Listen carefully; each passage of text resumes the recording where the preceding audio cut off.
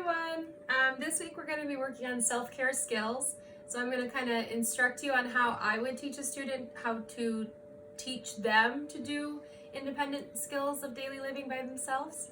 And if you can kind of zoom in on just the buttons. So we're going to start with buttoning, okay? So if you have a child that hasn't learned how to do a button yet, you want to start with a larger button compared to a smaller one like this, right? So you see that there's a big difference in size. So start with the larger one if you can. It's always easiest to instruct them how to unbutton first, then buttoning second. So what you do is, I would usually give the student this part and I'd say unbutton it. A lot of times they'll go, it's not working, right?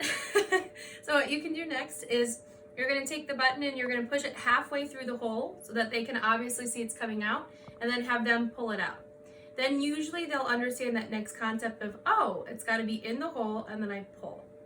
So once they understand that, then you can kind of just help them use two hands, because as you see, one hand's pulling one way and my other hand's doing a different task. So that's why it's a little challenging. So you have them pull one side and then help them push maybe just a little bit out, so then they can use two hands to pull it out. So now when you're teaching them to rebutton, you want to show them that you need to use both of your hands for separate tasks. So you're going to push one button halfway through, and then they can pinch. And a lot of times you'll see a lot of students try to use their full fingers. You want them just using either these three or these two, the pinch or grasp. So you have them go like this, and then pinch two in, pull this way, and button it on. So typically students will be able to get the larger buttons quicker than they will the smaller buttons. So again, you have them do it halfway for them, have them finish the rest of the task, and then pull it on. And then hopefully they'll understand that enough to then do it on their own for the last one.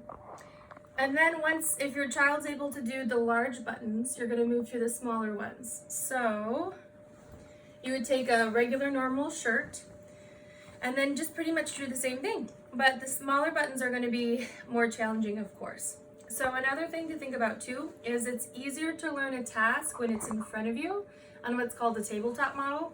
So this I can easily do sitting this way, but sometimes when you put it on your body, it's going to be different. So one thing to remember is that as you are teaching them, if they're able to do small buttons and large buttons the way that I taught them, great. Now try it on their body, because sometimes looking at them is a little bit different than doing it in front of them. If you have any questions or concerns, let me know, but that's what I want you to work on for this week.